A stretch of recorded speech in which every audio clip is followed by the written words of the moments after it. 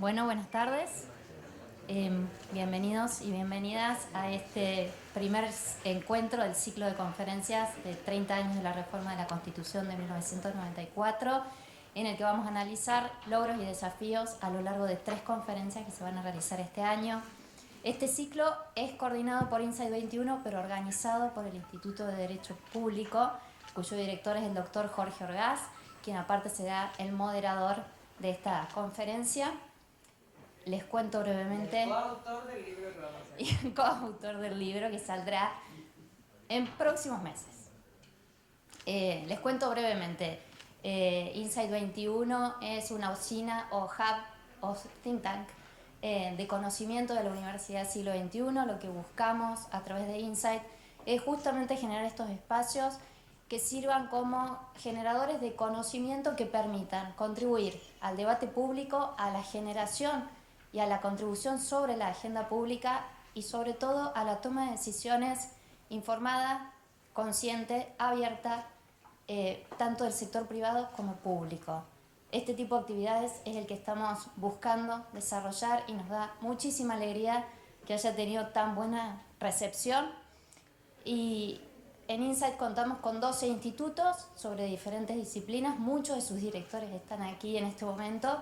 Un orgullo también contarlos en este momento aquí. Y 2 observatorios, uno de futuro y uno de tendencias. En este evento los vamos a invitar a reflexionar sobre la reforma constitucional. Sabemos que quizás salen temas anexos a este y queremos agradecerles a todos y todas la presencia y especialmente, por supuesto, a nuestra conferencista, fundadora de la Coalición Cívica, doctora Elisa Carrió, por haber venido hasta aquí.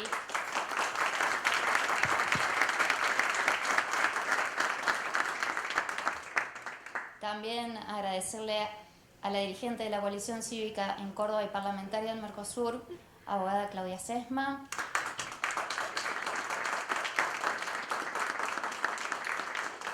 A la rectora de la Universidad Siglo XXI, Magíster Laura Rosso.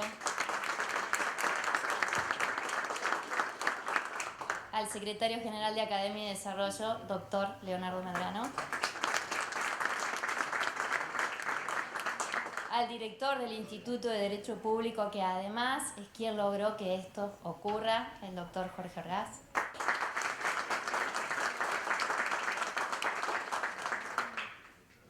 Contamos con la presencia también de directores de los institutos de Insight 21, de autoridades del Poder Judicial y Legislativo provincial y municipal. También con la presencia del doctor Aurelio García Elorrio, es legislador de la provincia.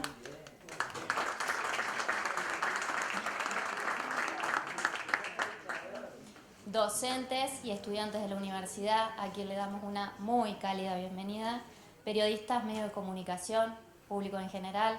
Un placer recibirlos en nuestra casa.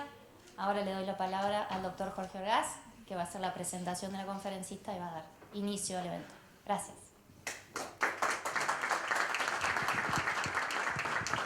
Bueno, muy buenas tardes. Muchas gracias por acompañarnos. La verdad que es un gusto recibirlos en la Universidad Siglo XXI y un gusto recibirte a vos, Lilita, conversando con ella esta mañana de cómo quería que la presentara, si la doctora Elisa Carrió, si fundadora del ARI, si brillante legisladora nacional, todos los antecedentes que cada uno de nosotros conoce, o desde el punto de vista académico, doctor en Derecho.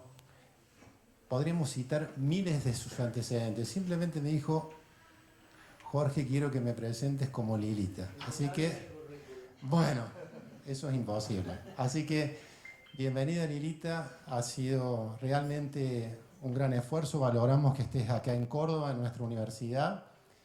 Así que vamos a tratar de describir y de profundizar el estudio a 30 años de la reforma constitucional federal de 1994, en donde ha sido una de las grandes protagonistas en ese contexto histórico particular. Y si se tiene en cuenta la repercusión de la reforma del 94, diría también que sos autora, ingeniera de la institucionalidad que hoy por hoy, con virtudes y defectos, tiene nuestro país. Así que bienvenida a la Universidad del Siglo XXI y te invitamos ya a participar de esta entrevista. Muchas gracias.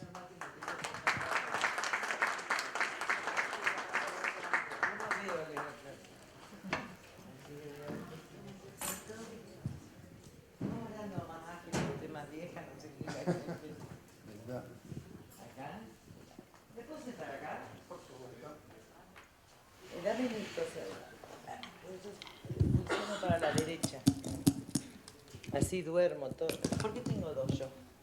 ¿No? ¿Qué tenías? ¿Tus No, papeles? quiero mis papeles. Bueno, hola, ¿cómo les va? Le estaba mostrando a los chicos que mi ex marido, que se separó hace 20 años, me había guardado la constitución original, la que nos entregaron en la constituyente, que yo pensé que había perdido, porque una vez perdí títulos y había sido que el tipo se la guardó para darle a mi hijo. Así que acá tienen la constitución que nos dieron. Hace 30 años que no la veo tampoco.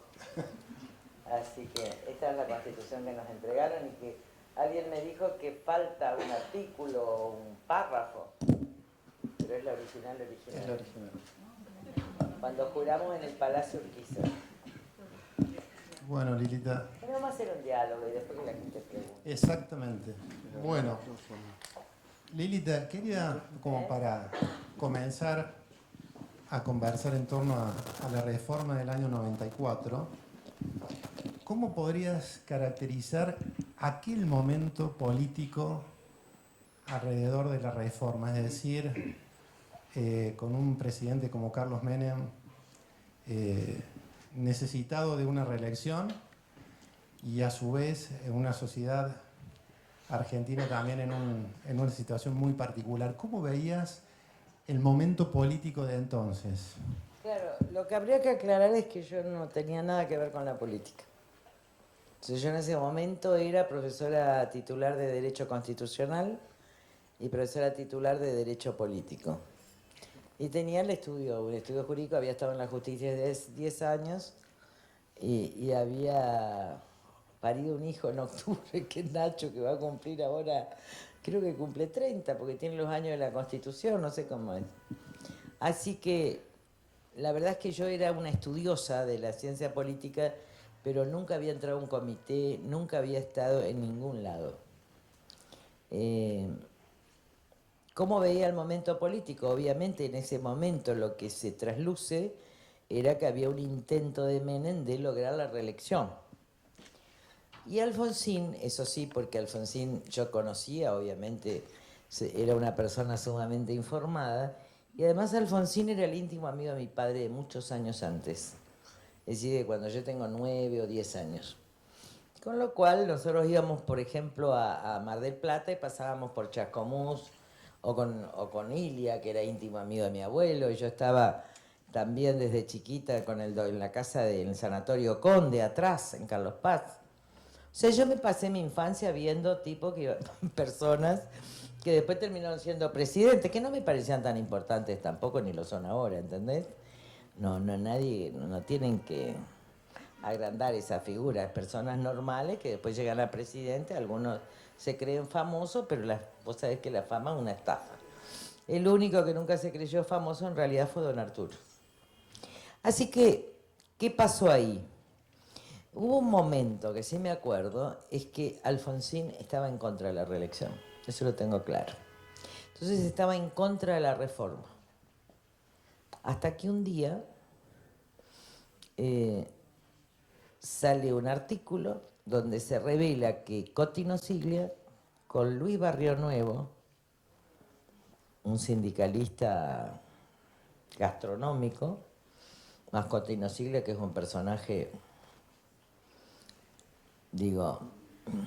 bastante terrible del Partido Radical en cuanto a negociación, habían realizado una reunión en la casa de el canciller Caputo, ¿no? Viste que hay muchos Caputos ahora. Es verdad. No, este era el feo, ¿te acordás? Que era brillante, pero tan feo como... ¿Cómo se llamaba? Dante, ¿no? Brillante, Dante Caputo, pero un día le dije, ay, qué feo que sos, por Dios. Le digo, me acabo de encontrar con el Lole Reutemann y es una distancia. No. Pero bueno, Se había hecho la reunión, Caputo vivía frente a Olivos, frente a la Casa de Olivos. De ahí se hace una reunión y finalmente lo convence el Alfonsín que la reforma va a ser igual y se acuerda lo que se llamó el núcleo de coincidencias básicas, que era la reelección, los reglamentos, el tema de los decretos de necesidad de urgencia, la legislación delegada, el Consejo de la Magistratura y creo que la autonomía de la capital. Ahora, el objetivo de Menem era la reelección y el objetivo de Alfonsín era limitar el poder del presidente. Finalmente, como no se había escrito todo el núcleo, ¿entienden? Todo lo que acordaron, una vez que Alfonsín acordó con Menem la reforma, se lo llevaron puesto. ¿Qué quiero decir en la letra chica? Entonces Alfonsín decía, para que ustedes entiendan, Alfonsín decía, en el 99, creo, inciso primero, ayúdame vos, si no tenemos la Constitución que redacte. Está prohibido dictar decretos de necesidad de urgencia. Inciso tercero del 99. Del 99. Salvo. ¿Qué? Y ahí ponían las excepciones. Que el Congreso no esté funcionando, etc. Lo que había puesto Alfonsín están prohibidos. Lo que se terminó negociando es lo que está, pero. Artículo 76, facultades delegadas. Quedan prohibidas las facultades delegadas, salvo estos términos tan vagos, cuestiones de administración o de emergencia. O sea que cualquier cosa podía entrar ahí. Entonces, me da la impresión de que la decisión política se tomó antes de acordar todo el núcleo. Esta es mi visión. Esta era mi visión como cientista política, porque vuelvo a insistir, yo te estoy hablando, esa fecha sería diciembre, que es cuando empieza a acordarse la reforma, y yo en ese momento era absolutamente crítica. Porque me pareció que era espurio el acuerdo, me pareció que era espurio lo de los Siglia, etc. Pero yo estaba, digo, lo iba a analizar en la cátedra. Yo no tenía otro lugar que la cátedra. No me interesaba otro lugar que la cátedra. Y no quería ser, ni se me ocurrió ser convencional. Lilita, ¿y cómo llegaste entonces? ¿Cómo canalizaste Bueno, estas ganas de participar o de opinar? No, ganas no. ¿No? No, pero si yo estaba en parto, nene. Yo lo había tenido a Nacho en octubre, esto fue en diciembre. O sea que ni siquiera registraba mucho. Viste que las mujeres cuando tenemos los hijos no registramos ni a los maridos ni a nadie más. Entonces, lo que sucedió fue en febrero, bueno, yo me voy a Punta del Este, como me iba todos los años, y tenía un estudio muy grande. Pero era una persona muy conocida, porque había formado a miles de profesores. Te imaginas, empecé a ejercer a los 22, a los 25 ya era titular a cargo. Entonces yo formé a jujeños, salteños, correntinos, misioneros. Era muy conocida y soy de una familia muy conocida y hago lío desde toda la vida. Entonces era una profesora muy prestigiosa. Yo fundé a los 22 años con Horacio Rosati. Éramos los dos más chiquitos, la Asociación Argentina de Derecho Constitucional. ¿Vos habías nacido o no? Sí. Pero era chiquitito. Muy chiquito. Iba a la escuela primaria. Muy chiquito. Como me dicen algunos diputados, pero Lilita, yo no me acuerdo de eso, porque yo estaba en la escuela primaria, pero qué barbaridad. Entonces ahí Luis León, que era un dirigente radical que estaba en contra de la reforma, no tenían a quién poner y el radicalismo era el tercer partido de la provincia. Entonces, para ir a perder, que vaya. Entonces, me llamó y me pidió que sea convencional constituyente. Mi papá se estaba muriendo, estaba con cáncer. Entonces yo le dije, miren, yo voy a hacer lo que diga mi papá. Tampoco era que a mí... Yo me di cuenta después que, fíjate vos el argumento por el cual yo creí que era bueno ir. Entonces vamos y le digo, papi, yo voy a hacer lo que vos quieras. Se nota que el amor de mi vida es mi padre, ¿se dan cuenta? Porque a los maridos les reclamo la Constitución y a los otros hago lo que el padre. Entonces ahí se sentaron Luis León y él y me dijo, me gustaría verte antes de morirme. Bueno, dije, voy a anotar. Yo me acuerdo, ese cuaderno se perdió. Voy a ir a anotar para después poder enseñar, porque la vocación de mi vida es enseñar y estudiar. No es otra mi vocación. A mí me gusta estudiar, me gusta enseñar. Y esa es mi pasión y la sigue siendo. Así que ahí acepté, pero me acuerdo que yo estaba en la puerta de mi cuarto actual, de mi cuarto de cuando era chica. Mi papá estaba en mi cuarto. Yo le dije, mira papi, yo no voy a votar el núcleo de conciencias básicas, no voy a votar el Pacto de Olivos y no voy a votar nada que esté en contra de lo que yo enseño en la facultad. Porque la ética intelectual me obligaba a mí absolutamente a responder, no sé si a la Argentina, me obligaba a responder a mis alumnos, a lo que yo había enseñado, nada más. Bueno, ahí lo llamaron a Alfonsín. Alfonsín dijo, porque todos los radicales que estaban en contra del pacto no fueron convencionales. Se excluyó casi a una gran parte del partido. Entonces dice, bueno, acá tenemos una nena, pues 37 años, dice, acá está, pero ella dice que va a votar en contra del núcleo de conciencias básicas. Y entonces Alfonsín dijo, no se preocupen, yo me hago cargo de la nena. Esta vez no soy yo. Hace 30 años. Y así fui. Entonces cuando llego a la convención, como era una jurista muy conocida, muy amiga de Iván Cullen, de Quiroga Lavie, bueno, del que van a tener en la próxima conferencia, que es de acá de Córdoba, dueño del federalismo, Antonio Hernández. ¿Vieron que él es el dueño de todo lo que sea federalismo? Bueno, y todos habíamos fundado la Asociación Argentina de Derecho Constitucional, así que bueno, como nadie, los convencionales estaban desde Duhalde, pasando por Reutemann, siguiendo, y también había muchos juristas. Entonces había dos comisiones que se necesitaban juristas. La redactora, porque había que redactar la Constitución, que no es fácil, y la otra que era necesario era tratados internacionales, porque la cuestión era compleja, porque el orden de prelación era complejo, porque no se trataba de derechos y garantías, se trataba del corazón mismo de una cuestión compleja que es la relación entre la Constitución y el tratado y la ley. El artículo 30, 31, ¿no? 30 o 31. La jerarquía del 31. 31. Y el 75, 22. Es cierto. Entonces se trataba de tratar, pero todo estaba involucrado en el 31. Sí, sí. Después vamos a explicar para que todos los chicos entiendan muy claro el tema de la supremacía y el tema del orden de prelación, que nunca estuvo definido. Entonces me mandaron a dónde, a tratado y a la redactora. Y ahí se armó el lío. Ahí quedaste. Lilita. Se armó el lío porque hicimos la máxima reforma constitucional en materia de jerarquía constitucional de Tratado de Derechos Humanos que tiene cualquier constitución del mundo. Bien, Lilita, y una vez ahí en la convención, que por lo que estás contando, medio que estás ahí hasta de sorpresa o sin saberlo o sin quererlo, ¿vos crees que era necesaria la reforma? No. ¿Por qué?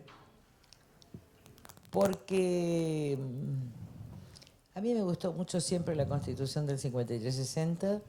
Yo no creo en las facultades delegadas. Creo que sí había que poder dictar algún tipo de ley orgánica que las prohibiera, uno con los decretos, porque en realidad en la Constitución del 53-60 no está permitido. O sea que está prohibido. Y me parece que con el objetivo de limitar el presidencialismo, lo que se logró es aumentar el presidencialismo. Por ese pero, ¿entendieron? Están prohibidas, pero. Entonces, finalmente lo que vimos a lo largo de la historia, y yo lo vi claramente en ese momento, incluso yo me abstengo en el núcleo, porque digo, hay cosas que estoy de acuerdo, hay cosas que no estoy de acuerdo, pero no puedo votar, porque se votaba en conjunto, en conjunto de normas. Le digo, lo que van a hacer es aumentar el presidencialismo, y así fue. Las delegaciones delegadas que hubo después fueron enormes, los decretos de necesidad y urgencia fueron enormes, y ya sin vergüenza. ¿Qué quiero decir? Sin que hubiera jurisprudencia que pudiera invalidar esos decretos. Por eso yo en realidad no soy presidente, no vengo acá como presidente, además estoy jubilada, se dan cuenta de todo. Yo estoy jubilada de la vida, de los maridos, de la universidad, de la Cámara de Diputados también. Yo como jurista opinaba que era un error eso. Lilita, ¿y cómo conciliabas tu postura crítica, entiendo que es sobre el núcleo de coincidencias básicas, con muchas veces la decisión política de decir esto se vota así? Me lo imagino a Alfonsín diciendo, vení, mocosa, esto se va a votar así. ¿Cómo llevaste eso? Nunca voté. Ajá. Yo no sé qué pasó. La verdad es que fue así. Lo primero que se iba a votar es el reglamento de la Convención Constituyente, ¿está claro? Hay una ley de declaración de necesidad de la reforma, donde para conseguir esos votos hubo muchos hechos que después con el tiempo se averiguaron que eran hechos incluso violentos, como fue la imputación al hijo de Luque en Catamarca de un homicidio, como fue, por ejemplo, que encontraron haciendo el amor, digamos, de una manera difícil al gobernador de San Luis, que estaba además con el ojo negro ahí, y que parecía que tenía que ver con lograr los votos para la reforma, porque ellos se oponían a tanto Catamarca como San Luis, se oponían a la declaración de la reforma. O sea, se dan cuenta que el contexto, yo creo que no me di cuenta de muchas cosas porque estaba afuera. Si fuera hoy, se imaginan, sería otra cosa. Pero ahora, después que estuve con investigadores de homicidios en distintos casos, etcétera, me contaron realmente lo que sucedió en, por ejemplo, Catamarca, o cómo fue el operativo que le hicieron al gobernador de San Luis. No sé cómo fue, pero no quiero contar, pero fue un hecho Curioso. Sexual, erótico, curioso. Fue un escándalo, ¿no? Y eso fue para amedrentar a los que estaban en contra por parte de entonces lo que era el menemismo. Pero lo cierto es que, bueno, yo llegué a Santa Fe, el primer día me quise ir porque es muy gracioso esto, pero quizá la anécdota... Porque había un señor que era petizo, pero tenía unos zapatos así, que era Duhalde. Porque Duhalde es muy vaquito. Entonces yo me voy a Paraná, a un lugar en Santa Fe, en el teatro importante de Santa Fe, y ahí se inaugura. Entonces yo les voy a decir lo que yo vi. Se imaginan que yo venía de la cátedra, que vivía en una nube bastante grande, que... Entonces cuando yo entré, vi a este señor que tenía esas suelas que ya me parecieron un poco ordinarias, ¿no? O sea, estoy describiendo como yo era en ese momento y lo que yo pensaba, ¿eh? O sea que si alguien se enoja conmigo por prejuiciosa y todo, enójense, pues yo tenía 37 años, nunca había entrado a un comité, la primera vez que entré a un comité salí corriendo, quería renunciar. Bueno. Entonces yo estaba sentada ahí, suponte donde está ella, la rubia ahí, y un poquito más atrás, y acá estaba Duhalde primero con esos zapatos. A mí me impresionaron los zapatos. Después estaba Menem, que tenía una cosa acá. Tenía un peluquín, que todos le decían que era el gato. ¿Se acuerdan? Nick. Entonces Menem, que yo lo veía a lo mejor en la televisión, el señor tenía un peluquín. Era todo muy como Almodóvar. ¿Vieron una película de Almodóvar? Como Mujeres al borde del ataque de nervios. Yo estaba ahí pensando que me iban a violar la Constitución. ¿Entendés? Porque yo amaba la Constitución que enseñaba. Entonces yo sentía que me la iban a violar a la Constitución que yo enseñaba. Después estaba Palito Ortega, que claro, Palito Ortega convencional, hay que entender, era un cantante para mí. Y además yo era de Leo Dan, que los chicos jóvenes no saben quién es, que acaba de morir, pero eran músicos de los 50. También era convencional. Y al lado estaba lo más buen mozo que tenía la convención, pero que era corredor de autos, que era el Lole Reutemann. Ese era el escenario en un teatro que yo tenía, y yo que había enseñado 20 años, 8 horas por día en la universidad, Derecho Constitucional. En eso entra una señora, creo que era Adelina D'Alessio de Viola, y después entraba otra señora que era Alzogaray, con tapados de bisón. Imagínate en una provincia como es Santa Fe, como las provincias del interior del país, la gente no anda a las 10 de la mañana con tapado de bisón al piso, con tapados de bisón y con joyas. Y yo dije, qué desubicación, qué cosa, es decir, qué cosa tan. Era una ostentación. Era una Eso es lo que ostentación. vi. Y ahí me escapé. Bien. Salí afuera y me ahogué. Lilita, pero Pero después fuimos al Paseo de los Naranjos. Como yo había estudiado el doctorado ahí, yo no soy doctora en Derecho, me falta la tesis, ¿eh? Fui, saqué sobresaliente y todo, pero después Ula me molestaba y yo ya no quería más, porque me puse de novia, me casé de nuevo, qué sé yo. Entonces, cuando fuimos al Patio de los Naranjos, donde fundamos la Asociación el Patio de los Naranjos, para que ustedes sepan, es la Facultad de Derecho de la Universidad Nacional del Litoral. Entonces nosotros, las comisiones, trabajábamos en las aulas de la Facultad de Derecho. Yo había cursado ahí, habíamos fundado la Asociación Argentina ahí de Derecho Constitucional, iba a congresos, o sea que yo entré en mi ámbito. Y ahí cambió. Ahí cambió porque me encontré con muchos convencionales que eran grandes juristas de todos lados, cambió porque el clima fue muy especial y muy importante, y porque había políticos realmente con nivel. de construcción. Sí, no, fue un espacio, creo que fue el mejor espacio de construcción, de redacción y de amistad personal que construí en mi vida política. Y de hecho seguimos siendo amigos aún hoy. Lilita, y esto un poco a cuenta de la crítica a este núcleo cerrado de coincidencias básicas. Sí, me tocó votar. Bien, ¿qué hubieses incorporado en la reforma del 94 que no se pudo abordar o tratar precisamente al estar esta propuesta cercada, si se quiere? Bueno, yo Porque hubiera recién incorporado, estábamos es conversando. que yo hubiera incorporado la prohibición expresa de los decretos y la legislación delegada, Ajá. sin excepciones. No hubiera puesto la reelección presidencial, lo hubiera dejado en 5 años. 5 años. Yo creo que la reelección es un grave error republicano. Creo que lo mejor que le puede pasar a la República es que un presidente gobierne 5 años o 6 años, porque es la posibilidad de hacer una presidencia histórica. Si no, siempre estás en los 2 próximos años antes, en realidad no gobernando, sino luchando por la reelección. Yo no creo en la reelección.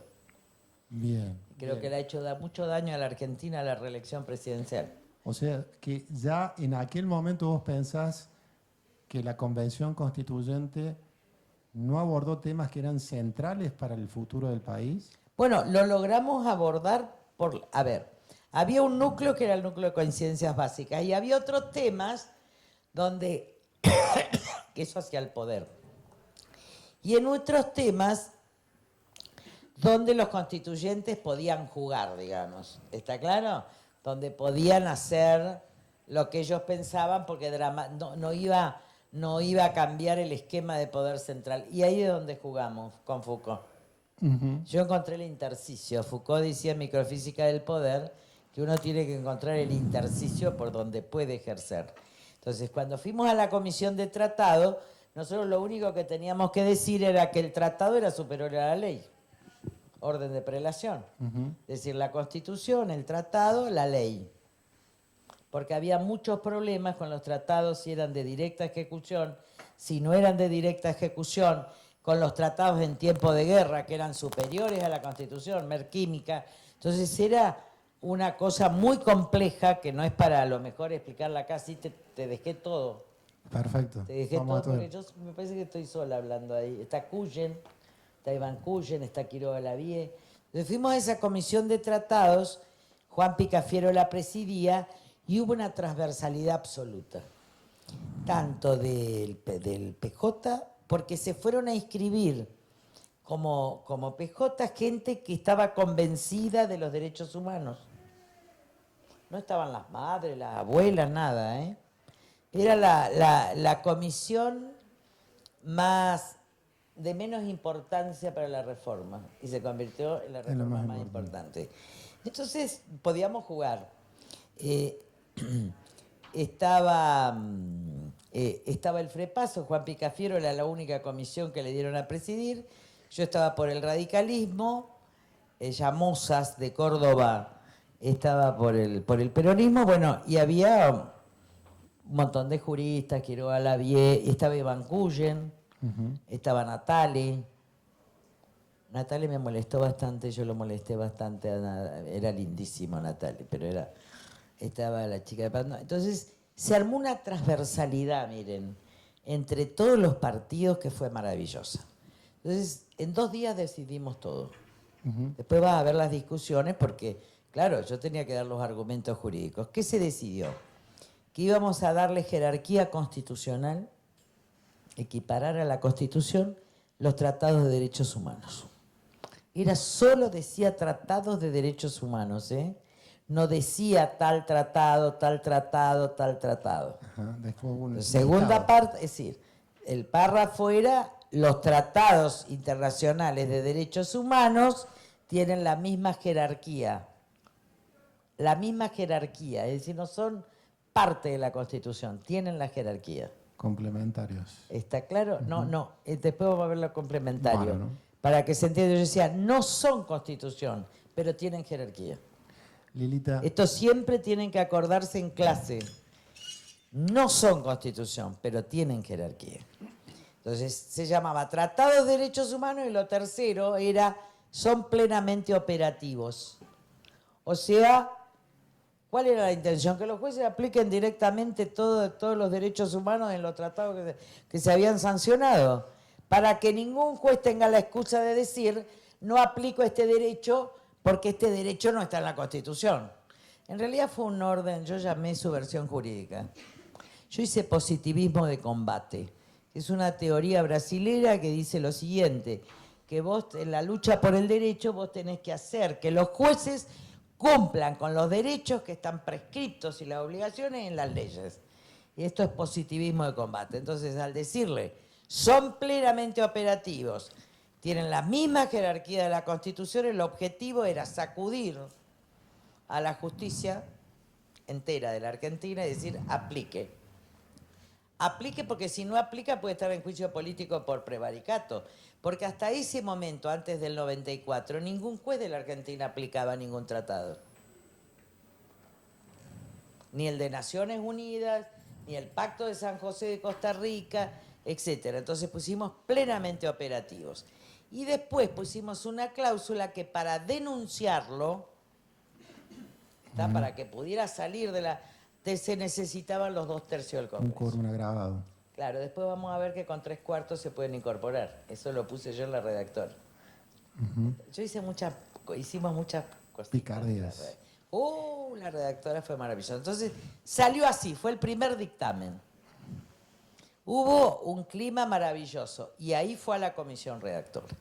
Para que ustedes entiendan, cuando les toque ir a una comisión y haya comisiones, vayan a la redactora, porque ahí se juega todo. Entonces, en la redactora se trataba cada despacho, ¿está claro? La Comisión de Derechos y Garantías, que tenía amparo, que tenía la cuestión indígena, que vamos a ir tratando cada uno de los temas, y llegaba. Y la nuestra no se trataba. ¿Por qué no se trataba? No querían tratar tratados internacionales. Si era tan simple. Porque se interpuso la Asociación de Diarios de la República Argentina. Porque el artículo 13 del Pacto de San José de Costa Rica, Convención Interamericana de Derechos Humanos, establece el derecho a saber de las sociedades, el derecho a expresarse sin censura. La verdad que es una norma contemporánea muy importante. Pero el artículo 14 establece el derecho a réplica. Es decir, que si un diario tiene informaciones de hecho erróneas respecto de tu persona, hechos, no opiniones, vos podés pedirle el derecho a réplica. Y los diarios, sobre todo Clarín y Nación, no querían que se otorgue el derecho a réplica de los ciudadanos frente a una información. Claro. Está claro que son todos mis amigos, así que no hay problema. Pero bueno, en consecuencia, Clarín, Adepa es, ¿no? Adepa puso, mira, estoy diciendo toda la verdad, puso 2 abogados para frenar el proyecto. Uno era Badeni y el constitucionalista, que no me acuerdo cómo se llamaba, Gregorio Badeni. Era amigo mío también. El otro también era amigo nuestro, y es Dalabía. Alberto. Presidente actual de la Cámara Federal en lo electoral. Ese Dalabía me enloqueció. Ahora no quiere reconocer, pero bueno. Entonces llegaban los lobistas. Y después venían los lobistas de Clarín. Clarín tenía un lobista, que son los que van y hablan con los convencionales, y además todos querían salir en los diarios. Yo ni tenía idea ni lo que era ser un agente de prensa, ¿te das cuenta? Yo de gordita, sacó un titular así, Clarín, que dijo: de gordita anónima estrella la convención. ¿Entendés? O sea, yo me convertí de repente en la figura más importante de la convención, pero yo no tenía idea de nada. Yo lo que estaba haciendo es redactar y pelear también, que forma parte de mi estilo. Bueno, la cosa es que ellos dos presionaban y presionaban y presionaban para que no salga. Para que no salga. Barra presionaba para que no salga. En un momento, y el lobista de Clarín, yo lo quiero decir porque además es mi íntimo amigo, pues yo me hice íntimo amigo de los lobistas, pero entonces era Martín Echeverre, que actualmente es el director de Asuntos Institucionales de Clarín, y era chiquitito. Y yo le decía: chiquitito, vos te estás equivocando, ¿no ves? Sos bruto, vos no entienden. Le digo que con estas normas anda a explicarle a tu jefe que esta va a ser la mayor defensa que van a tener a la libertad de expresión en la Argentina. Miren si no tuve razón después con la embestida contra los medios. Le digo: la garantía es el 13. Déjense de jorobar con el 14. El 14, les hice bastante derecho a réplica y me contestan rápido, porque no, pero le digo: este no es el problema es que acá se amplían las garantías de la libertad de expresión. Pero viste que cuando la gente es un poquito cerrada, es cerrada. Entonces ahí estaba el miedo al derecho a réplica y no la cantidad de garantías que se le ofrecía a los periodistas y a los propios medios en materia de libertad de expresión. Bueno, y yo le decía al lobista de Clarín, ¿no? Y viajábamos juntos. Nos amamos, nos seguimos amando, nos hemos divertido horrores con los lobistas. Por supuesto que yo con los lobistas nunca les di bolilla, por supuesto siempre en contra de los lobistas yo, y los denunciaba. Guarda que ahí vienen los lobistas de Clarín, y se morían, se ponía colorado, Echeverre. Bueno. Tal fue la presión, pero tal fue la presión, que un día llaman de Olivos para que se caiga. Ya se había aprobado el núcleo de coincidencias básicas y no se aprobaba el primer dictamen que había salido, que era el de tratados internacionales. Y Menem ordena terminar la convención. Para que vos veas el nivel de presión, y después de muchísimos convencionales, yo puedo recordar algunos. Berongaray, pobrecito, está fallecido, pero era senador y convencional de La Pampa. En el radicalismo la presión era terrible, en el peronismo, en el frepaso la presión era terrible, porque también se acuerdan que Chacho Álvarez empezaba a ser un líder político. Nadie quería quedar mal con los diarios, como a mí no me importaba nada. Entonces, Alfonsín me llama a una reunión. Yo ya en ese momento era una convencional muy importante, porque prácticamente habíamos corredactado todos los dictámenes. Gracias a Dios que en ese momento era muy importante, no sé qué pasaba ahí. Me sienta y me dice: nena, Lilita, habíamos puesto la igualdad de oportunidades y trato. Yo misma redacté los tratados de integración con Brasil, Mercosur, etcétera. Todo eso es redacción propia. Todo el 75 como salió ya es redacción propia, porque se cambió aquella primera. Entonces Alfonsín me dice: pero tenemos que bajar porque hay mucha presión. ¿Vos qué pensás? Y le dije que yo renuncio a la convención. Porque si usted, ahí le dijo usted, si usted, Raúl, que vino y asumió y aprobó el Pacto de San José de Costa Rica, y esta fue la bandera de los derechos humanos, fue la bandera del Partido Radical, que ahora lo saca el Partido Radical, equivale a decir que nosotros abdicamos en lo más importante que tenemos. Entonces le dije, yo renuncio. Lilita. Y en ese momento, no voy a contar todo porque me encanta. ¿Les gusta o no? ¿Les gusta? Pero esto es historia, no la voy a contar más, tenés que grabarla, porque me estoy acordando ahora por esto y después no está escrito. No está escrito, era como un aula que estaba al lado de la oficina de Alfonsín. Les voy a contar cómo caminaba Alfonsín. Voy a escenificar. Alfonsín todo el día caminaba así. Nosotros íbamos todos atrás y me daba vuelta y pensaba y daba vuelta. Te estás riendo vos, pero es así. Después Ricardito lo quiso imitar, pero no le salió nunca. Bueno, entonces, en ese momento, Alfonsín se queda callado. Yo tenía una amargura, porque la lucha que habíamos dado todos, Alicia Oliveira, me acuerdo que estaba por el Frepaso, era impresionante, fue una cosa muy... Y entonces en ese momento Alfonsín lo mira, lo llama Marcelo Stubrin, gran amigo mío, de Santa Fe, chico brillante, viste que él es vanidoso pero es buenísimo. Y le dice, vos sos su comisario. Yo dije, ¿qué significa que sea mi comisario? Vamos a votar el artículo como vos lo redactaste y tu comisario frente a los demás radicales va a ser Marcelo. Así fue como saliendo la norma. Con Marcelo Stubrin frenando a los radicales que querían bajar la norma y yo redactando como se... Y le gané la pelea a Barra, que es otra pelea muy interesante.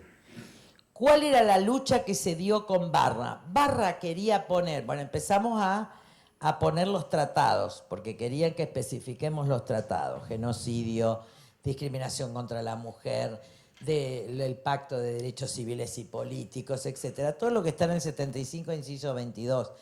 Pacto de San José de Costa Rica. Y el Tratado sobre Derechos del Niño. Los tratados sobre el derecho del niño tenían una reserva, que era del chico por nacer. Es decir, la Argentina había aprobado el tratado con la reserva de que era niño desde la concepción. Entonces, Barra quería que se ponga la ley y las reservas. Claro. Y no había forma de salir de ahí, porque le digo, yo no tengo mandato. Nosotros, me acuerdo que fue el primer programa de televisión que fui, que se lo puede buscar, que me invita este señor Mariano Grondona. Acuérdense que yo era la periférica, yo era gordita anónima del lugar que no había libros, del Chaco. Bueno, entonces me invita Mariano Grondona y se trataba el tema del aborto. Entonces, si se prohibía y la eutanasia, porque era lo que quería poner Barra. Y yo les dije, miren, yo no estoy habilitada para eso, yo no fui votada para esto. Yo no fui votada para poner en una constitución que está prohibido o habilitado el tema del aborto o de la eutanasia. Ni para sí ni para no, esto será obra de la legislación. Bueno, finalmente logramos una... Esta es la gran contribución de Enrique Paisao. Tuvimos días trabajando, días, para ver cómo encontrábamos la fórmula que acordara. Y la fórmula que se acordó, para que se entienda, fue una forma que dice tales tratados en las condiciones de su vigencia. ¿Qué quiere decir en las condiciones de su vigencia? Que un juez puede interpretar que es con las reservas y otro juez puede interpretar que en las condiciones de su vigencia según la Comisión Interamericana o según la Corte Interamericana. A ver, fue en las condiciones de su vigencia, fue una norma de consenso. La idea la dio Enrique Paisao. Yo me acuerdo hasta el lugar que estaba en un pupitre. Digo, esa es. La aceptó Barra, sacamos la ley, sacamos las reservas sobre la desprolijidad. En las condiciones de la vigencia es el ejemplo, para los que estudian Derecho, de una norma donde los legisladores cometen lo que se llama el pecado del consenso. Pecado del consenso, ¿qué significa? Se pone una palabra más ambigua para que todos se sientan incluidos. Exacto. Y en definitiva se aborda, se autoriza de alguna manera implícitamente que la resolución final la tenga la Corte cuando interprete qué es en las condiciones de su vigencia. ¿Vos estás de acuerdo con esa postura que en definitiva, como decía Hughes, que la Constitución es lo que los jueces dicen que es? Sí, sí. Ajá. Sí, en definitiva la Corte sí. Porque además el pecado del consenso, hay un libro que no recuerdo el nombre, perdónenme los tantos años que han pasado, quizás 40, no más. Pero cuando se hace la Constitución del 82 con el Pacto de la Moncloa y después se hace la Constitución española del 82, hay normas que no son precisas en la Constitución española. Díaz Pizarro me parece que es.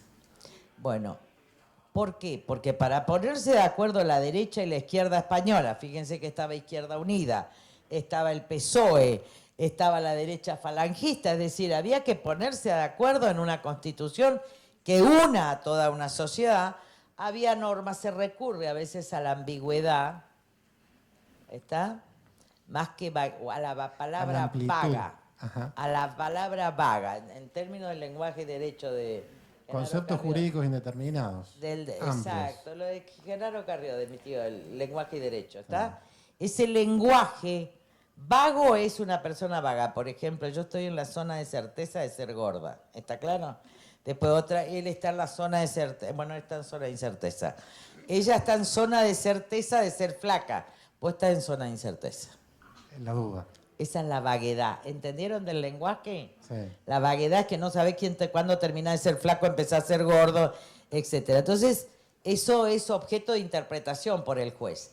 La ambigüedad, en cambio, es una palabra que tiene dos significados. Yo voy al banco, me siento en el banco. Voy al banco porque voy a la financiera, esa es más problemática. Pero la vaguedad forma parte del lenguaje del derecho, salvo en los tipos penales. Bien. ¿Por qué? Porque permite el consenso. O sea que esa es una norma abierta. La interpretación que dio la Corte en el primer fallo fue como nosotros queríamos, porque dijo conforme la interpretación de la Comisión Interamericana. Ahora, yo lo escuché a Rosati decir otra interpretación. Rosati no estuvo en esta comisión, pero yo debo de ser honesta en esto. Esa interpretación puede cambiar. Claro. Es decir, esa, en las condiciones de su vigencia, da lugar a interpretaciones que pueden ser serias y fundadas ambas, porque básicamente los constituyentes pusimos una palabra vaga para que cierre el 75 inciso 22, cuya primera parte es la supremacía de la Constitución, de los tratados y de la ley sobre todo el resto de normas. Segundo, la supremacía del tratado sobre la ley, es decir, que los tratados son superiores a la ley en la Argentina. Tercero, la supremacía de todo. Segundo, la jerarquía constitucional de los tratados de derechos humanos. Después el 23, ese directamente lo puse yo. Directamente se corrigió la igualdad de oportunidades y trato para las mujeres. A ver, vamos a leer esto, que es medio impresionante. Leamos de la Constitución, esta que no la leo hace 30 años, me separé hace 20. No, yo la leo a la Constitución, pero no la leo a esta, me emociona. Debe ser lo único que me quedó de la vida a mí de todo, porque hasta mi título perdí, pero ya lo tengo, ¿eh? No estoy como otra. A ver. Sería 75 inciso. Sí, porque sabes lo que tuve que hacer. Lilita, y mientras tanto te hago una pregunta. Estás resaltando la importancia de la reforma del 94 en el sistema de derechos humanos. Sí. ¿Crees que fue un aporte significativo para nuestra realidad actual, institucional y política? Sí, ¿o se tomó o se cercenó el alcance? ¿Cómo ves esta temática de la política institucional argentina en materia de derechos humanos? Creo que se avanzó. Creo que el Pacto de San José de Costa Rica, además de su incorporación constitucional, llevó, por ejemplo, a toda la gente, a las víctimas de la AMIA, a la Corte Interamericana. No, yo creo que además vos tenés el recurso extraordinario, acá tenés cuestión federal simple. ¿Qué quiero decir? El avance fue enorme. Ahora, que haya jueces que no lo hagan, o profesores que no lo enseñen, o sea, que se produzca una subversión jurídica, en el mejor sentido de la palabra, de que se ampliaron los derechos humanos, no tengo ninguna duda. Que los jueces tuvieron que estudiar y los abogados estudiar. ¿Qué derechos tienen? En materia de elección, no, está considerada, porque lo que pasa es que primero decía metimos la pata, y después se fueron a un congreso de derecho constitucional en Italia y la ponderación era total para viste que no hay objeciones al 75 inciso 22 en el derecho constitucional comparado. Al contrario, se trata de la norma más avanzada en materia de derechos humanos. Vení, ayúdame, nene, que yo ya no sé leer esto. A ver, ¿qué? 75 inciso 22. Miren la letra, ven que la letra es cursiva. Te lo busco. Yo ya no leo más. Estaba cerca, ¿eh? Sí, estoy. Pero vos me interrumpí, entonces yo no me puedo concentrar. Y disculpas, Lilita. No, mi vida. Ahí está. A un chico tan lindo se le perdona todo. Gracias por el piropo. Bueno, pero primero te dije gordo, por eso te dije que estaba en la zona de incertidumbre. Esperá, por eso te devolví así. Bueno, miren, la norma quedó así. Aprobar o desechar tratados concluidos con las demás naciones y con las organizaciones internacionales y los concordatos con la Santa Sede. Los tratados y concordatos tienen jerarquía superior a la ley. ¿Está claro? Esto no estaba nunca en la del 53. No estaba el orden de prelación. Después, a renglón de eso ya decimos, el tratado está en la Constitución, después habrá que analizarlo en la Convención de Viena, pero el orden de prelación quedó así: primero la Constitución, segundo el tratado, tercero la ley, salvo que habría que hacer algunas disquisiciones sobre los que no son de directa ejecución, pero es muy complejo. Ahora después dice, esto sí ya es lo que redacté esto ya fue redactora, miren, acá decía, los tratados de derechos humanos tienen jerarquía constitucional y son operativos. Así salió de la comisión. En cambio ahora dice, la Declaración Americana de los Derechos y Deberes del Hombre, la Declaración Universal de Derechos Humanos, la Convención Americana sobre Derechos Humanos, el Pacto Internacional de Derechos Económicos, Sociales y Culturales, que es un pacto muy importante. Se puede usar mucho ahora en la Argentina. Y el Pacto Internacional de Derechos Civiles y Políticos y sus protocolos, es decir, todos los tratados de Naciones Unidas. La Convención sobre la Prevención y la Sanción del Delito de Genocidio. La Convención Internacional sobre la Eliminación de todas las formas de discriminación racial. La Convención sobre la Eliminación de todas las formas de discriminación contra la mujer. Mira, esto era el 94. Yo creo que ahora las feministas se pasaron de vuelta, pero esto ya estaba acá, lo pusimos las feministas que no somos, que no nos sacamos el corpiño en las manifestaciones. Bueno, por mal gusto. La Convención contra la Tortura y otros tratos y penas crueles. Esto es muy importante. Vos te das cuenta, hay penas crueles y inhumanos y degradantes. Lo aplicamos en un caso. Esto es lo que tienen que aplicar los jueces, por ejemplo, en caso de que haya picana, de todo esto. Son realmente íntegras. Y acá, la Convención sobre los... Y acá está. La Convención sobre los Derechos del Niño, que estábamos de acuerdo. Pero ya no se pone ley, reserva, nada, y dice, en las condiciones de su vigencia... que eso no se sabe muy bien lo que quiere decir, ¿está? Está. Eso es lo que da la interpretación. Tienen jerarquía constitucional, no derogan artículo alguno de la primera parte de la Constitución y deben entenderse complementarios de los derechos y garantías por ellas reconocidos.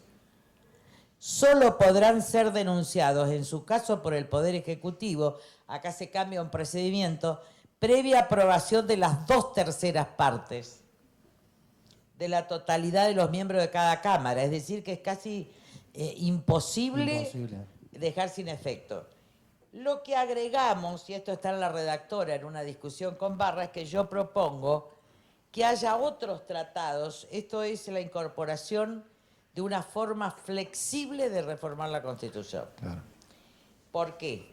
porque yo propongo que se ponga los demás tratados y convenciones sobre derechos humanos, que se entienda, por ejemplo, derechos ecológicos, que vengan, derechos medioambientales, lo que el Congreso estime que es importante, que vengan al futuro, luego de ser aprobados por el Congreso requerirán el voto de las 2/3 partes de la totalidad de los miembros. Esto es casi como reforma de la Constitución. Es una reforma por adenda. Claro, Sí. para gozar de jerarquía constitucional. ¿Te das cuenta que no es que integran la Constitución, sino que gozan de jerarquía? Ahora, cuando yo te deje todos los papers, porque íbamos a hacer el libro, yo lo que digo es, los tratados no son la Constitución, tienen la jerarquía. Entonces vos podés incorporar tratados con jerarquía, pero para darle esa jerarquía necesitas los 2/3, pero introduce una forma de reforma de la Constitución flexible, que no exige convención constituyente. Yo sabía lo que estaba haciendo. Está. No hay duda, Lilita. Y después dice, 23, legislar y promover medidas de acción positiva. Ahí está Rawls. Esto es Marcela Rodríguez, que también era Nino Gerl. Rosencrantz, el actual juez de la Corte, era el otro asesor, que fue ayudante de un gran teórico del derecho, que ahora no me acuerdo, y que estaba al lado, eran los dos asesores de Alfonsín. Sí. Después Marcela se va conmigo. Y Rosencrantz queda ahí, ahora es juez de la Corte.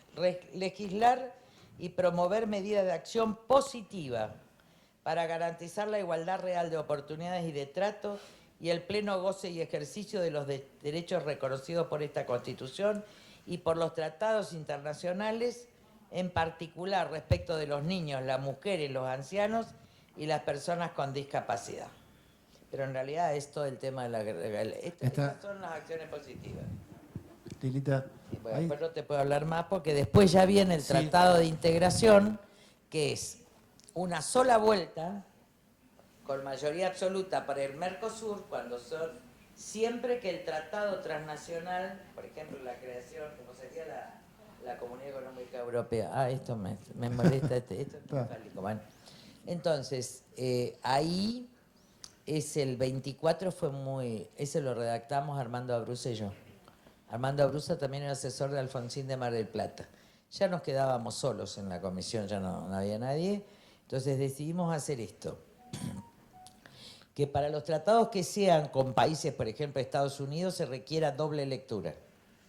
O sea, una primera lectura, estaba el NAFTA en ese momento, una primera lectura, un debate de la sociedad, otra lectura, que sacamos de un procedimiento parecido a la Constitución de Río Negro, y en cambio, para los latinoamericanos, siempre que respeten la democracia y los derechos humanos, se necesita solo la aprobación, una sola aprobación de las cámaras. Que sería el caso del Mercosur, si hubiera creado órganos transnacionales y derecho comunitario, pero que, por ejemplo, no podría estar Venezuela, porque en la primera parte de los tratados yo puse que den clara vigencia a los derechos humanos y a la democracia. Lilita, o sea que el aporte ha sido sin duda significativo. Tenemos mucho más de ese aporte. Sí, yo tengo dos últimas preguntas por mi lado para abrir también el debate a todos quienes hoy participan. Pasando ya a lo que Gargarella denomina la sala de máquinas, que es la estructura del poder político federal. La reforma del 94 fue importante, estableció un orden, si se quiere, más equilibrado entre los poderes ejecutivo, judicial y legislativo, atenuó el hiperpresidencialismo del cual hablaba Carlos Nino. ¿Qué opinas vos? No. ¿Por qué? Porque está en inserción. Cuando yo voto y digo que no voy a votar el núcleo de coincidencias básicas, que lo podés encontrar ahí, cito a Weber y digo, lo que va a pasar es que se está delegando poder, ahora para que entiendan por qué la coalición cívica nunca vota legislación delegada. Ya en Weber, pero más en Habermas, la privatización del Estado, el problema es que cuando vos delegás facultades del legislativo al ejecutivo, el ejecutivo de hecho las delega en grupos privados. Entonces vos vas a una privatización del Estado a los grupos de interés. Claro. ¿Está claro? Por ejemplo, en la ley de bases, que ahora se modificó, bueno, se hizo por lo menos, era un puchero mal hecho, pero bueno, yo trabajé con... en la ley de bases había artículos enteros, capítulos enteros, que yo le decía, esto lo hizo tal estudio. Esto lo hizo tal estudio. Porque estaban juntos distintos capítulos por estudios privados que se habían hecho. Le digo, yo te voto esto, pero esto va a aumentar la litigiosidad del Estado. ¿Se entienden de qué manera el Poder Ejecutivo, y este es un peligro que viene ahora enorme, siempre entrega? En la época de Menem, una diputada del PJ llevó los borradores que hicieron las preempresas que después ganaron la privatización del propio contrato de concesión. Es decir, cuando vos delegás poder en el Ejecutivo y tiene contenido económico, lo delegás a los grupos de poder económico de turno. Esto es lo que tiene también la actual ley. Por eso nunca votamos legislación delegada y por eso dije acá no voy a votar, porque lo peor que nos va a pasar es que vamos a terminar delegando facultades del Congreso en grupos privados de poder que manejan la bolsa. ¿Quiénes son? Los mismos de siempre. Los mismos de siempre. Ah, o sea Incluido que Rollo de Córdoba. Rollo no el bueno, sino el otro. O sea que existe en lo que vos estás denunciando una distorsión Sí. de la reforma del Es 94. una transferencia, ¿se dan cuenta? Parece que va a ser el Ejecutivo. No, no es el Ejecutivo. Es el estudio jurídico de los grandes empresarios extranjeros o nacionales que tienen áreas específicas para hacer las leyes. Entonces, ¿cuál es el problema de todos estos grupos? El problema de estos grupos son personas, como en mi caso, como el caso de la coalición cívica, que tienen expertise en derecho. Entonces dice, mira, esto lo hizo tal estudio, esto es así, acá se defiende. Se particularizan los intereses del Estado. Y aumentó el hiperpresidencialismo, aumentó la legislación delegada de una manera enorme, salvo en qué periodo no hubo legislación delegada, en el periodo de Macri, porque no pasaba y yo era parte de la alianza. Es el único gobierno, y miren que no es que dejó de gobernar, gobernó sin legislación delegada, gobernó, sí tuvo decretos de necesidad y urgencia, pero ¿por qué? Macri iba a sacar decretos de necesidad y urgencia para jubilaciones. Yo se lo impedí y fuimos a la sesión y fuimos a otro. ¿Qué quiero decir? Todos tenemos que contribuir al orden republicano. Ahora, si vos me preguntás cuál es el problema hoy y ayer, la Convención Constituyente tenía hombres y mujeres capaces y otros mediocres.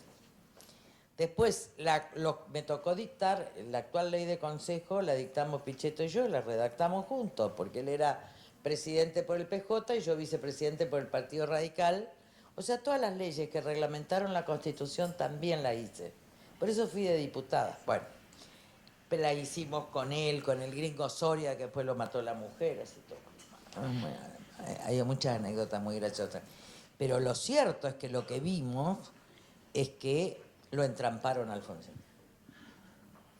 Porque hay una cláusula de interpretación cuando habla el convencional Alfonsín, que es parte del pacto central, uno es Menem, el otro Alfonsín, que dice, voy a decir que estas normas deben ser interpretadas restringidamente, que no se deben conceder facultades delegadas, pero nadie invoca la cláusula, el discurso de interpretación de Alfonsín. Lo que hicieron los posteriores presidentes fue usar y abusar de ella, y así lo vamos a ver, porque así está pasando en el mundo. Y la pérdida de la República, no se crean, que la pérdida de la República es la pérdida de la libertad. La República tiene una constitución. Sin constitución no hay libertad, porque sin constitución hay anomia. Cuando hay anomia es el poder del más fuerte sobre el más débil. Cuando yo escucho, el Estado tiene problemas de corrupción enormes y los denunciantes somos nosotros. O sea, no había nadie denunciando en los momentos que nos perseguían. Ahora hay que aclarar, el Estado debe existir. Porque si el Estado no existe, lo que existe es el poder del más fuerte. Y yo creo que acá hay una concepción paleolibertaria Roswell, que yo estoy dando toda la filosofía que lee el presidente porque me interesa, que donde el Estado desaparece, es decir, las calles son privadas, las escuelas son privadas, la seguridad es privada, no hay justicia, no hay policía, ¿me entienden? Esto lleva a un momento donde 2/3 de la población quedan absolutamente abandonadas sin ninguna de estas. Cuando él dice el Estado es una asociación criminal, es lo que dice Roswell. No lo dice porque hay criminales dentro del Estado, que yo creo que hay criminales dentro del Estado. Lo dice que el Estado mismo es una asociación criminal. ¿Está claro? Esto hay que poder comprender conceptualmente, porque después uno no se puede arrepentir. Por ejemplo, la universidad tiene corrupción, por ejemplo, la UBA, pero obviamente, yo vengo a la Franca, lo he denunciado ya Jacobiti. Ahora, una cosa es auditar la universidad y denunciarla, que nosotros la hicimos en varias oportunidades, y otra cosa es la desaparición de la universidad pública. Vos podés hacer desaparecer una institución desfinanciándola. Claro. Eso es lo que intrínsecamente se jugaba en muchísima gente.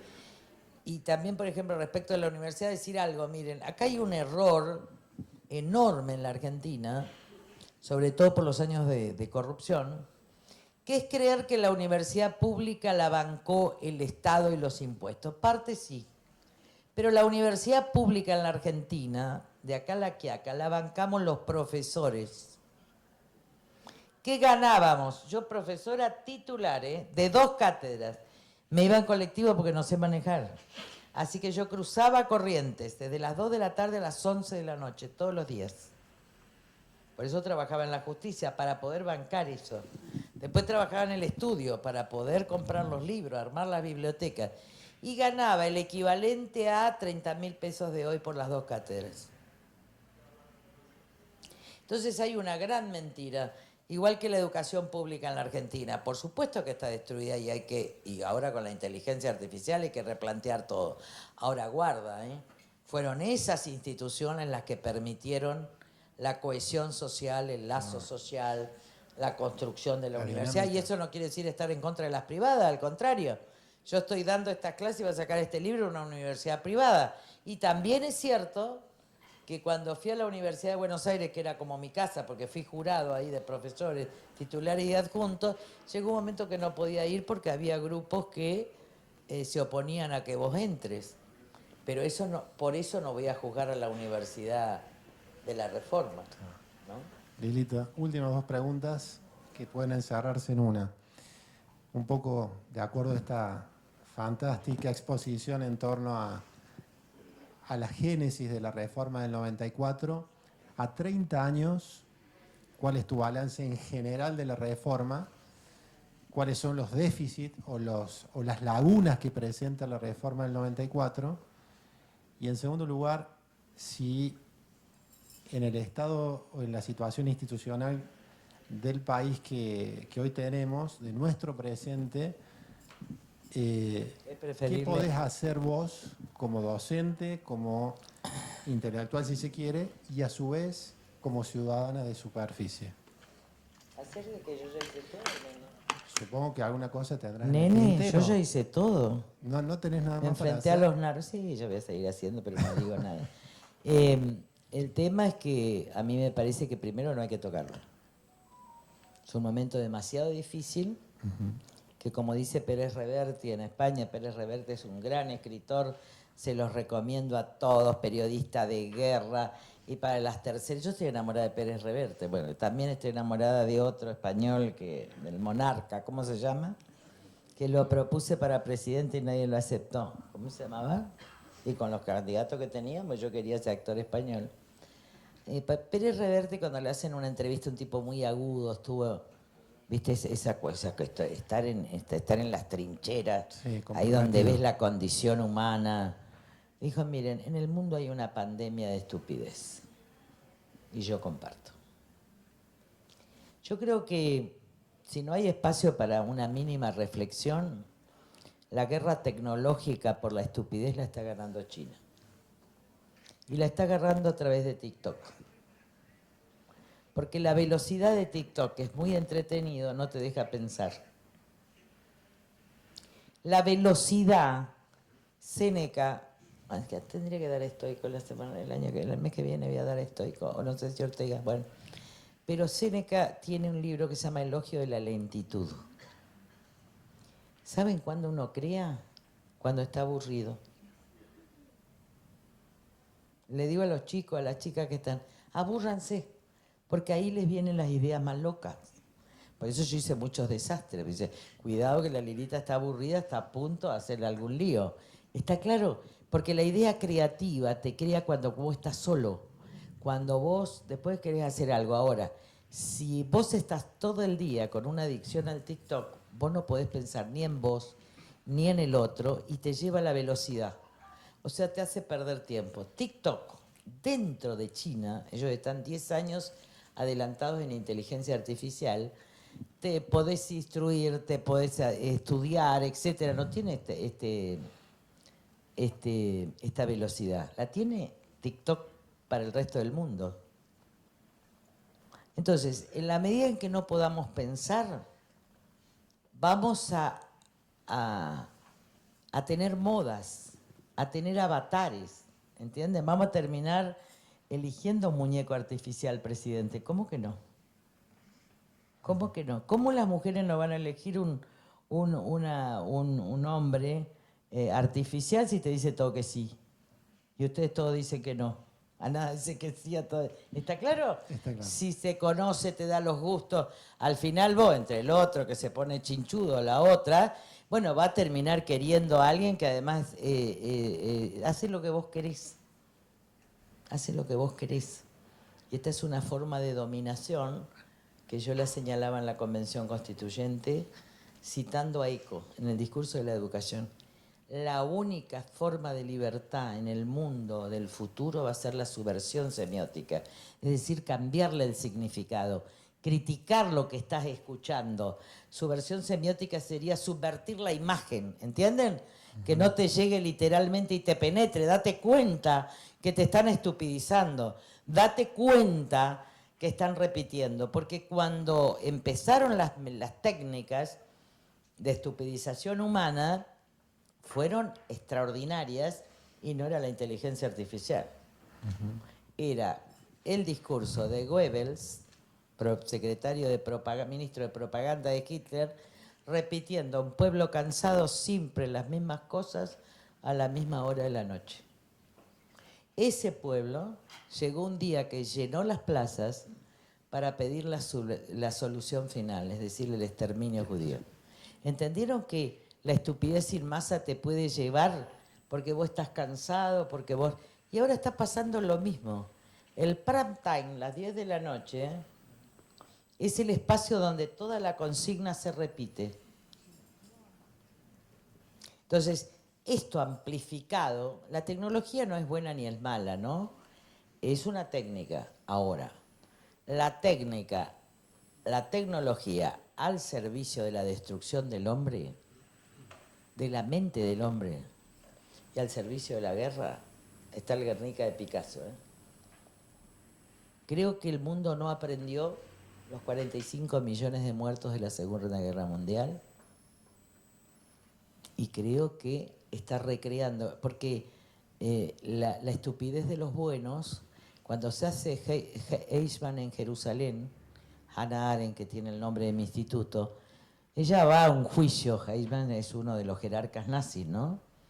Y entonces después se pelea con todos sus compañeros judíos porque dice, pero Eichmann cuando estaba era un hombre imperturbable, iba a su casa, era amoroso con su esposa, cuidaba a los pajaritos y después iba a una oficina y determinaba quiénes morían. Es decir, que el mal no es el monstruo que nos imaginamos, el tipo violento, la mujer violenta, no es la escopeta. ¿Saben qué es el mal? La banalidad. Si nos convertimos en seres banales, nosotros producimos el mal. Y yo creo que este es el gran debate que tiene que tener la humanidad. Hoy No importa si sos minoría, no importa si se extinguís, sino esto que algunos llaman el debate sobre la conciencia, ¿no? Sobre la conciencia es un debate central. No todo es emoción. No todo es emoción. Acá tiene que haber un espacio de razón, de argumentación y de valores. Y creo que estas clases tienden a decir, bueno, aún con sus imperfecciones, lo único que nos une es la Constitución. Porque todo lo otro nos separa hoy. Yo no entiendo esto de tantas grietas. Yo estuve con mi amiga peronista de esto, del otro. Allá y me decía una prima, yo no me siento porque yo no estoy peronista, bueno, después terminaba. Le digo, pero escuchame una cosa, si nos criamos todas juntas. Mis íntimas amigas son peronistas, son radicales, son de izquierda, son de esto. El afecto, el lazo social se construye en el pluralismo. Exacto. Hay que terminar de ser sectarios, por Dios. Y hay que perdonar. Eso sí, denunciar cuando hay corrupción. No me perdine que indulte a nadie, pues no voy a indultar, pero en lo otro sí. O sea que vas a tener actividad en lo que viene. Bueno, ahora vamos a abrir a preguntas al público. Simplemente levanten la mano a los fines de poder acercarles el micrófono. Ahí hay una.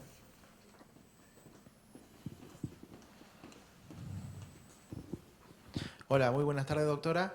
La verdad, quiero agradecerle porque está acá y por lo que nos ha comentado, cosas que muchos se preguntan muchas veces, ¿cómo se ha vivido lo de la Constitución? Porque es diferente cuando una persona que lo vivió lo cuenta. Bien, la pregunta que yo tengo, porque no se me salió de la cabeza, cuando usted mencionaba que le gustaba mucho la Constitución anterior, que permitía estar unos 6 años. Usted fue candidata presidencial en 3 oportunidades, 2003, 2007 y 2015. Mi pregunta para usted es, si usted hubiese llegado a la presidencia en alguna de esas 3 oportunidades, ¿hubiese reformado la Constitución? ¿Hubiese llamado a una asamblea? No, hubiera hecho 4 años. 4 años, bien. Sí. Porque creo que hay que dar lugar a los otros. Y que cuando se mantiene el mismo poder se corrompe. Y si no te corrompes vos, se corrompen los de al lado. Porque la sensación de tener un cargo da mucha impunidad a muchos. Y la verdad es que es preferible entrar y salir. Yo por eso muchas veces he tenido bancas y he renunciado a los 2 años, porque me parece que ya es un momento en que uno, primero tengo que dar lugar a los jóvenes, ¿no? Igual puedo encabezar una lista para arrastrar mucha gente, que ya no son jóvenes, son viejos. Los chicos que antes tenían 20 años ahora tienen 50, entonces están viejos. Así que hay que abrir caminos, siempre hay que dejar el lugar para que otros vayan. A veces hay voces muy fuertes y yo reconozco que esta es una imposibilidad. Mi voz ha sido muy fuerte y no sé por qué. Tampoco sé por qué fui política, tampoco sé por qué fundé un partido, tampoco sé por qué en la universidad llegué tan rápido. A mí ahora que estoy tan grande les digo, me siento plena, me gustó no ganar, porque este país está acostumbrado a que solo el éxito tiene sentido y yo pude demostrar que se puede ser una perdedora exitosa y que los cargos no hacen a las personas, sino las personas a los cargos.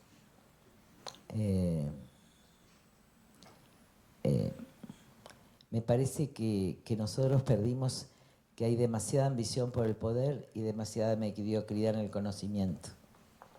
Y entre las dos cosas se hacen estropicios. Pero si ustedes me preguntan qué más me molestó en la asamblea, donde yo decidí irme, la lucha contra la corrupción vos la hacés afuera. Yo no tengo ningún problema en denunciar a mi hermano, a mi hijo, no tengo problema. Ahora, la mediocridad, la pérdida del lenguaje es tan grave, es tan siniestra. Es siniestra, ¿entendieron? El no poder razonar con el otro, el que te tiren consignas, el que te griten. La verdad que sí, esa es mi decepción.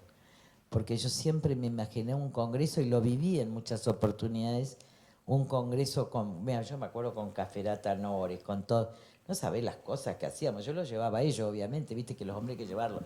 Los juicios políticos, nos llevamos 15 jueces federales corruptos puestos. Ya Arias hacía lo que yo quería, como fue la anécdota, ¿no?, de Corach. Dijo, por favor, controlala a esa chica que me está controlando la redactora. Y yo la controlo a la nena, dijo Alfonsín. Y después Corach dijo, ¿sabés qué? La nena me redactó la Constitución. Bueno, pero lo que quiero decir es que lo más terrible, por eso estudian, es la mediocridad.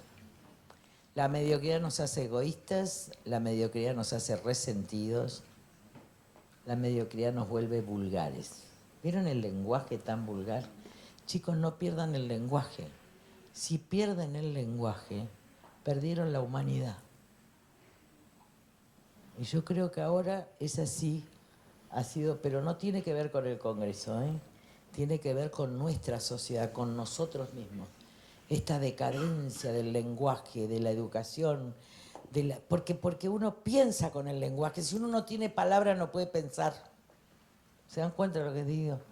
Entonces, cuanto menos palabras haya, menos pensamiento va a haber, menos cariño, menos respeto. ¿Viste cuando los chicos dicen, ¿cómo estuvo la hamburguesa? Buena. Está bien. El lomo, ¿cómo estuvo? Bueno. No está delicioso, no está a punto, no está... Vos vas perdiendo, fíjense cómo van perdiendo adjetivos. Todo es bueno, sí estuvo bueno. Capaz que no querés hablar con los padres, pero hablar con tus amigos. ¿Entendés? Decirle, estuvo rica, estuvo también la cebolla, estuvo... Agregá palabras. Porque cuando mueren las palabras, muere la humanidad. ¿Algún otro? Profesora. Acá, ¿qué tal? Buenas tardes. Primero, Jorge, muchas gracias por darnos este lujo, porque es un placer el estar en el área del derecho constitucional, querer esto, pero comunicarnos con alguien con quien podemos comunicarnos no solamente desde la ciencia del derecho, respecto de lo cual su bagaje de conocimiento es innegable, sino con alguien que la vivió, la defendió en cuerpo, en alma, en obra a la Constitución. Y pensaba qué importante que es que nos diga que en una Constitución donde se arreglaban por otras vías el refuerzo del poder, el fortalecimiento del poder, los lobbies de intereses, etcétera, etcétera, usted estaba sentada redactando algo que quizá la mediocridad paradójicamente lo permitió, haciendo lo más importante, que era el único contrapeso que nos podía quedar, que era el fortalecimiento de los derechos. Porque si la libertad... hay tanto error, usted siempre dice que en la discusión actual hay tanto error histórico porque hay falta de conocimiento. Si la libertad fuese todo lo que se cree que hoy la libertad es, la Constitución no hubiese tenido razón de ser, porque justamente nace en defensa de los que no tenían voz, de los que no se podían defender, etcétera, etcétera. Con todo lo que podemos criticar a la primera Constitución, a su carácter, digamos, de la burocrático o de la burguesía que la comenzó, etcétera, etcétera. Hay mucho para discutir. Porque tantos burgueses de izquierda que no nada. Claro, pero que le da el valor, esto que nos cuenta en esta cocina de la Constitución, de que se puso a redactar en un aula quizá no tenía, en la que no estaba el foco de la atención, lo que mejor nos quedó, que es el Y otra contrapeso trampa te voy a del poder. contar que después le voy a dar. Así que un placer ¿Viste el escuchar amparo eso. 43? Y le agradezco. Sí, sí. En el amparo del 43, en la última parte, porque hubo como una redactora paralela. En el amparo vieron que no está la posibilidad de declarar la inconstitucionalidad de una norma, es jurisprudencia, es Marbury versus Madison y después creo que es la expropiación, ¿no?, de Avenida de Mayo, del Hortondo. Entonces yo dije, no, vamos a poner el poder de los jueces de declarar la inconstitucionalidad. Y si uno lee el 43, la última parte parece directamente como yo lo explicaba, porque existía la ley 16.986, el artículo segundo, inciso D, ustedes corríjanme, estoy hablando de, que decía el juez no puede declarar la inconstitucionalidad de la norma en que se funde el acto u omisión lesiva. ¿Estoy diciendo bien? Sí. Muy bien. Entonces, como yo era contraria a esa norma, ya estábamos en la redacción, por eso tenés que invitarlo a Rodolfo Díaz, porque cómo se hizo la cláusula del progreso, la hicimos los dos, en la casa de Mestre. Yo no lo quería mucho a Mestre porque era medio antipático, pero igual estábamos ahí con el Milico Aguad. Ay, el Milico Aguad muy divertido. ¿Querés que te lo busque? No, 43, pero ya voy a encontrar, che, tan bruta estoy que no veo la... Ustedes creen que yo no veo mucho, ese es el problema. 42, no, 43, sí. Miren, acá está, no. ¿Y acá qué me pasó, nene?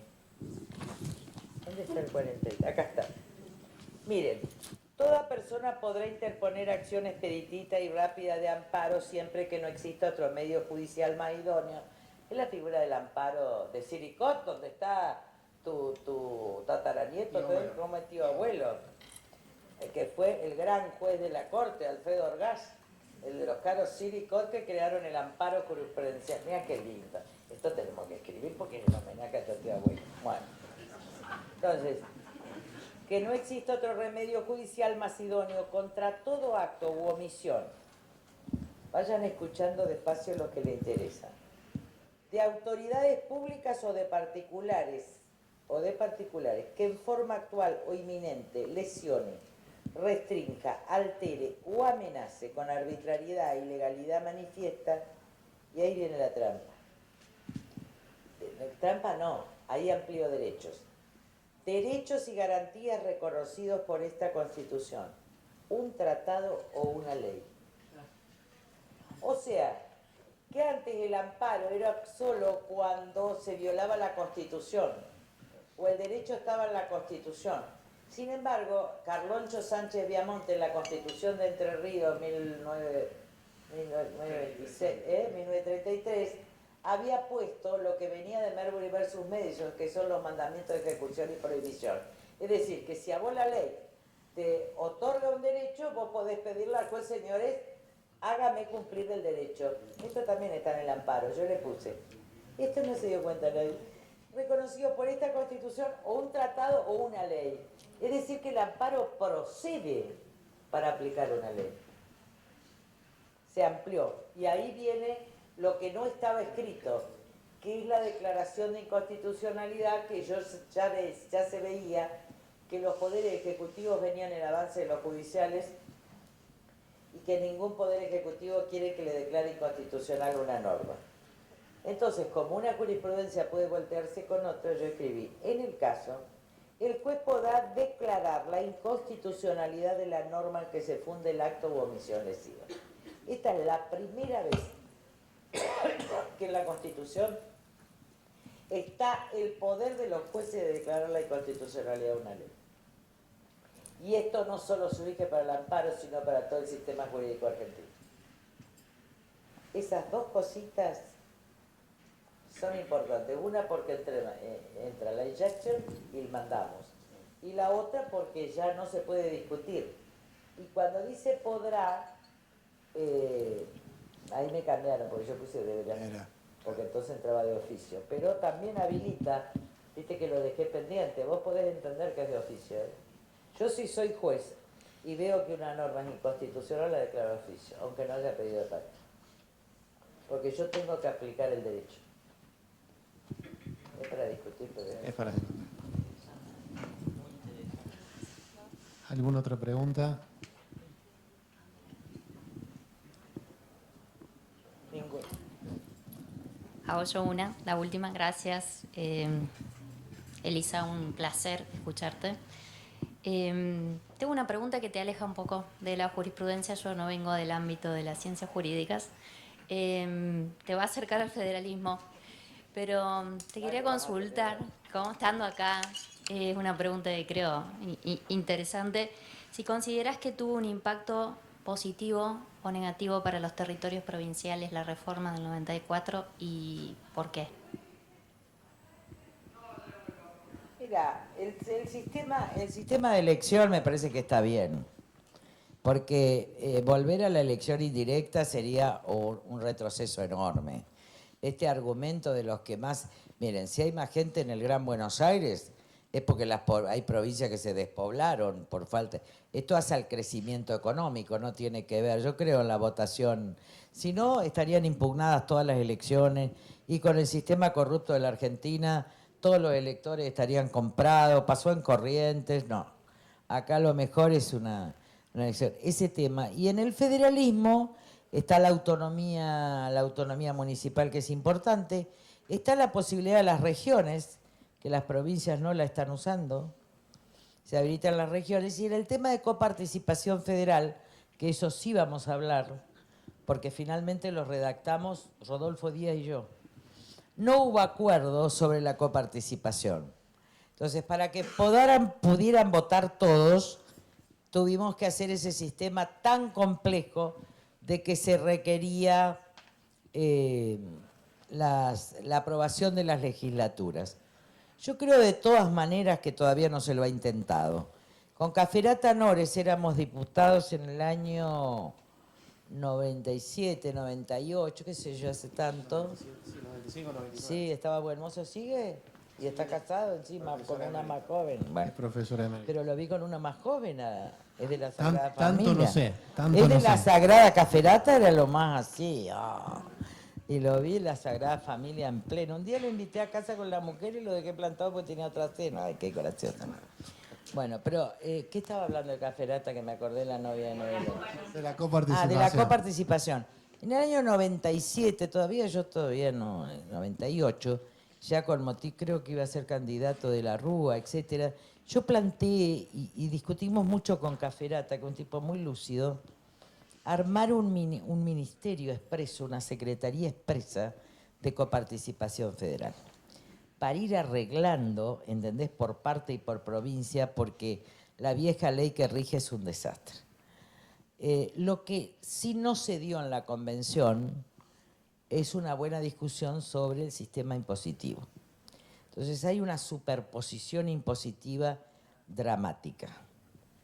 Y a eso no le veo, porque a la nación, si yo devuelvo, porque ganancia es provincial, yo creo que tendría que haber un impuesto a la renta como hay en Estados Unidos y repartirse nación, provincia, municipio, porque con este sistema impositivo que tenemos hay una duplicación y una inconstitucionalidad terrible. Pero esto no es producto de la Constitución, es producto del patrimonialismo corrupto y de querer ganar elecciones todos los años, de intendentes que se perpetúan en el poder, de gobernadores, etcétera, que finalmente terminan para hacer obras cobrando cada vez más impuestos y asfixiando cada vez más a la sociedad. Creo que una reforma impositiva no debemos absolutamente, pero que hay mucha resistencia justamente de los gobernantes a esto. La única que impulsa realmente, miren, Milei está subiendo impuestos. Milei que dijo, nosotros tenemos un proyecto de baja de retenciones, para que ustedes tengan idea, y bajábamos las retenciones y por la retención que se cobraba le dábamos un bono. Entonces era un ahorro forzoso al menos. Entonces vos en 5 años tenías tu retención en dólares y si no vos la podías jugar en un mercado de capitales, poner una industria agrícola, etcétera. Bueno, la verdad es que los del campo me dijeron, no, Lilita, porque a nosotros nos van a eliminar las retenciones. No se las van a eliminar, muchachos, porque el esquema de ingreso del país de la nación, es retenciones, más retención de exportaciones, más impuesto país. Fíjate lo encerrado que estamos. Entonces, y las provincias, por ejemplo, cada vez vamos a tener menos ganancias, porque si hay quebranto en las pymes, no hay ganancias. Yo no sé de dónde van a sacar los recursos, ¿entendieron? IVA coparticipable. Me parece que hay que, y yo creo que las pequeñas y medianas empresas no pueden sostener más y que el sistema ya funciona en la ilegalidad por imposibilidad de ser legal, ¿no? Pero eso no tiene la culpa de la Constitución. Tiene la culpa de que nunca hubo un ministerio, que era lo que nosotros pensábamos que tenía que hacer en su momento de la Rúa, y yo lo propuse en el 2003, la primera vez que fui presidente, que es empezar a trabajar en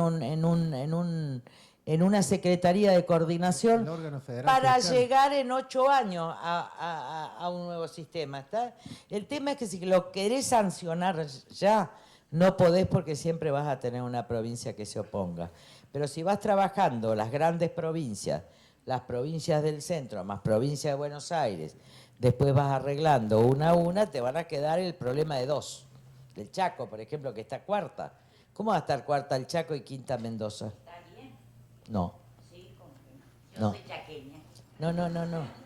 El problema, yo creo que una de las provincias más perjudicadas, lo digo sinceramente, es provincia de Buenos Aires. con lo que aporta, porque sostiene el peso de todo el norte argentino. Y la verdad es que el sistema de reparto y de coparticipación, esto no quiere decir que no tenga prebendas, privilegios, no estoy desmontando, estoy sacando el gobierno actual, estoy sacando a Cristina, te digo, acá hay un problema y hay otro problema con Capital. Capital aporta el 26% de los impuestos de todos, de la masa coparticipable, y no recibe ni el 1%. Porque se lo acaban de sacar, el 1%. O sea que recibe más Tierra del Fuego, con 200.000 habitantes. Entonces, hay distorsiones. Por ejemplo, Tierra del Fuego es una provincia que con el régimen este de promoción que tiene, es 1/3 de todas las retenciones, más. Que solo beneficia a dos empresarios, Chernakowski y el amigo de Macri, ¿cómo se llama? Caputo.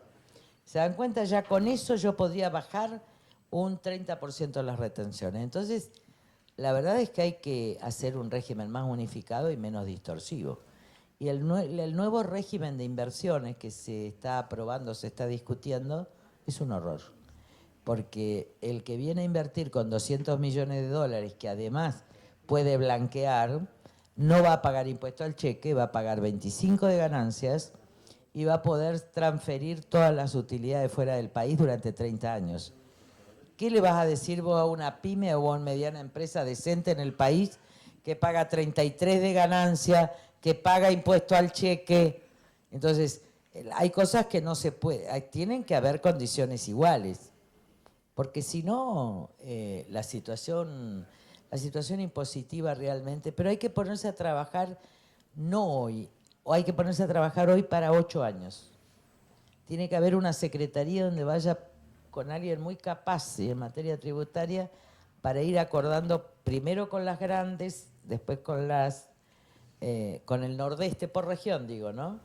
Por región. Esa es una buena salida.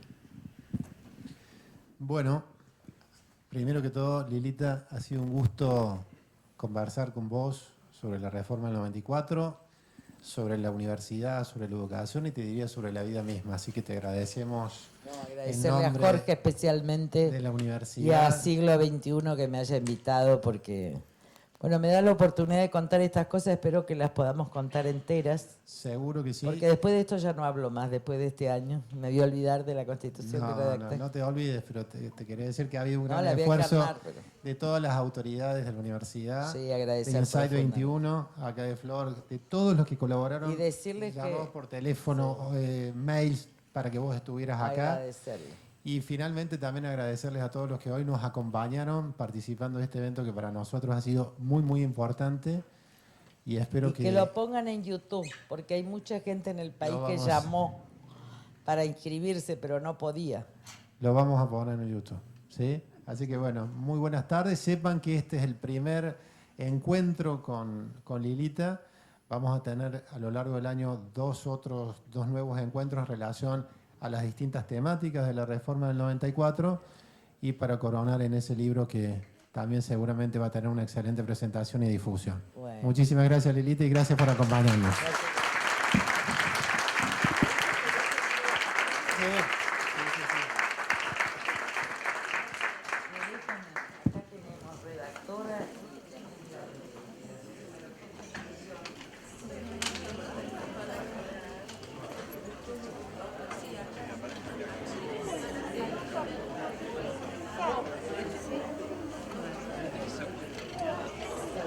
Después te lo corro yo.